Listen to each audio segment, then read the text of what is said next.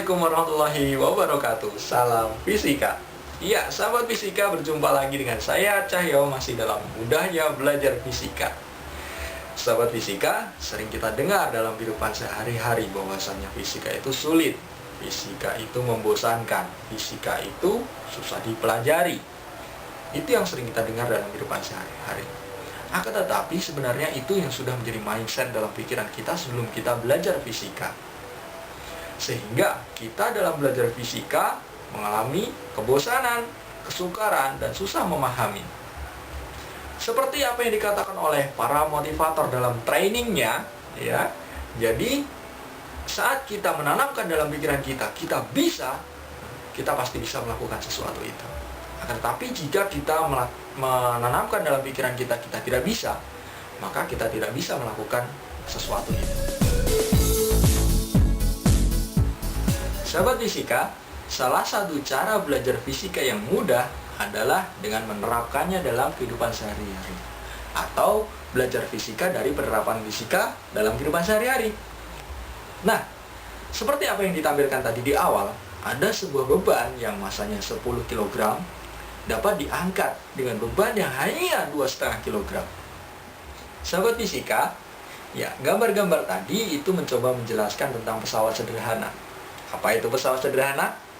Ya, pesawat sederhana adalah alat atau sistem alat yang kerjanya dapat mempermudah kerjanya manusia. Seperti contoh, tadi ada tuas.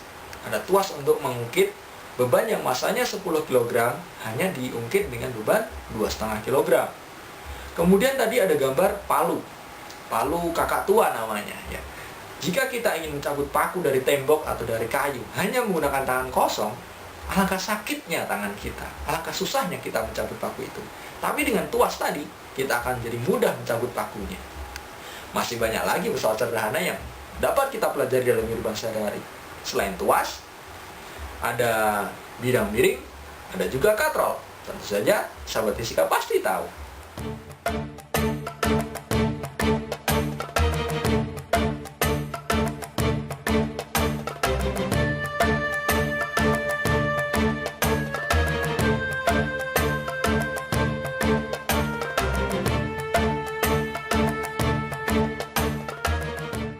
Saya ingin minta pendapat dari sahabat fisika.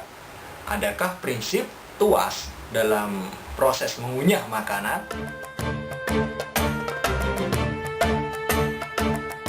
Nah, dalam mulut kita ini ada rahangnya, dan kita pahami seluk-beluknya terlebih dahulu. Ujung pangkal rahang kita ini adalah sebagai penumpunya, dan sepanjang gigi kita berada sampai ujung ini adalah lengannya. Nah, sekarang kita akan melakukan percobaan sederhana untuk menjelaskan tentang tuas. Saya memiliki kacang atom. Mau? Buat percobaan dulu ya. Nah, jadi percobaan yang pertama dengan kacang atom ini. Percobaan pertama, kita gigit kacang atom ini dari gigi yang paling depan. Dengan posisi ini, perlu diperhatikan dalam posisi ini, posisi penumpu berada di belakang, posisi beban berada di depan, dan lengan kuasa berada di tengah.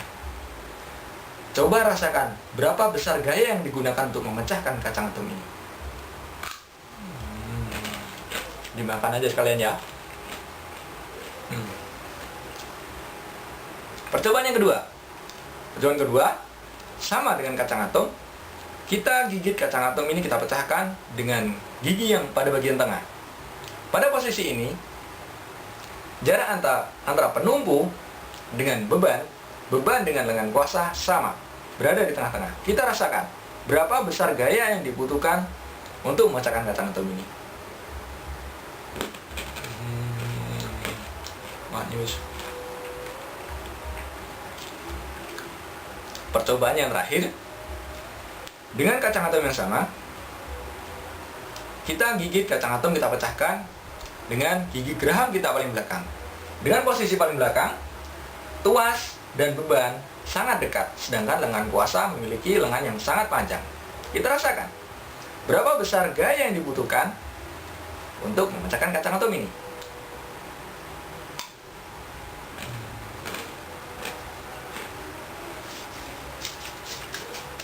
Ya, selesai percobaan. Bisa disimpulkan, manakah gaya yang paling besar dibutuhkan untuk memecahkan kacang atom? Apakah percobaan 1, percobaan kedua, atau percobaan ketiga? Sahabat fisika, jika lengan beban itu lebih pendek daripada lengan kuasanya, maka gaya yang dibutuhkan itu akan lebih sedikit. Akan tetapi, jika lengan beban itu lebih panjang daripada lengan kuasa, maka gaya yang dibutuhkan akan lebih besar. Nah, dalam fisika itu diformulasikan menjadi sebuah rumus, seperti rumus berikut ini. B kali dengan LB sama dengan K kali dengan LK, di mana B ini adalah beban, satuannya Newton, LB adalah lengan beban, satuannya meter, K adalah kuasa dengan satuan Newton, dan LK merupakan lengan kuasa dengan satuan meter. Sahabat fisika, ternyata fisika itu sangat dekat dengan kehidupan kita, bukan? Sehingga kita mudah untuk mempelajarinya.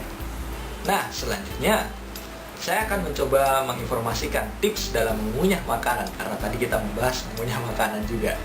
Ya, kita disarankan untuk mengunyah makanan sebanyak 32 kali. Kenapa harus 32 kali? Ada sesuatu di balik itu semua. Terkadang kita mengunyah makanan terlalu cepat, karena jika kita lama mengunyah makanan, maka makanan akan terasa hambar karena terlalu lembut juga ya. Jadi terasa enak. Akan tetapi ada keuntungan di balik itu. Perlu kita ketahui bersama dan kita pahami bahwasanya kecepatan saraf lambung kita menginformasikan ke otak jika kita sudah kenyang itu cukup lamban.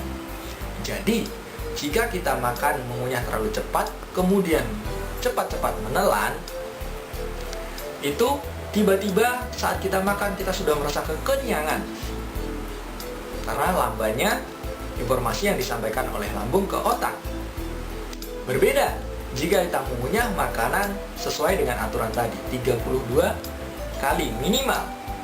Maka dengan 32 kali itu kita memberikan kesempatan kepada lambung kita untuk menginformasikan bahwasanya kita sudah kenyang kepada otak kita.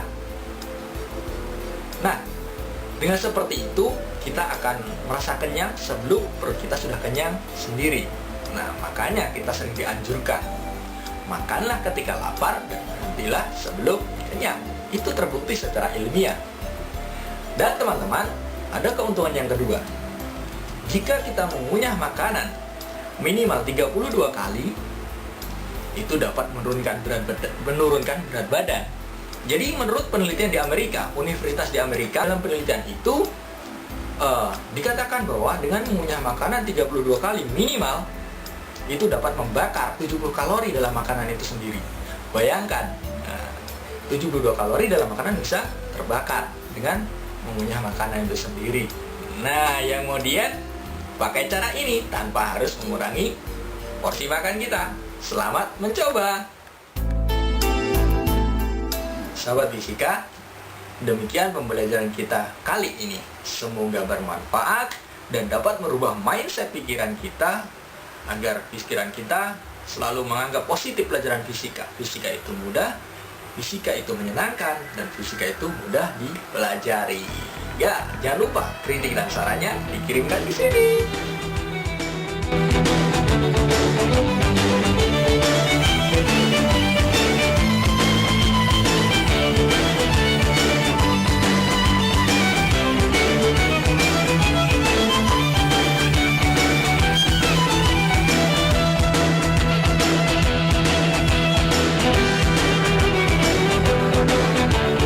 Assalamualaikum warahmatullahi wabarakatuh. Salam fisika. Dadah.